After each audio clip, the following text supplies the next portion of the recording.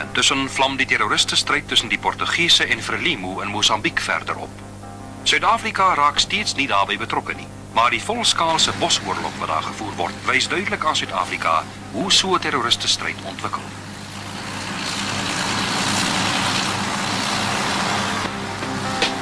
Die Portugese maak gereeld talle kommunistiese wapens by Frelimo buit. Nie net uit die lug nie, maar ook oor water, loods die Portugese magte hulle aanvalle op die Frelimo terroriste.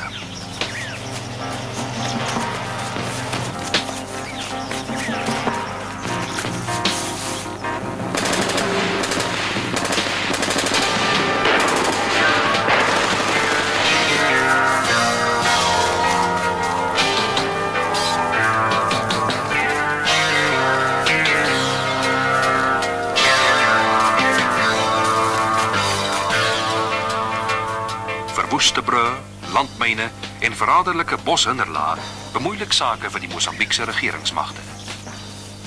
En die oorlog eis sy top. Die regeringsmagte het die stryd militêr gewen, maar polities is hulle uiteindelik tot oorgawe gedwing.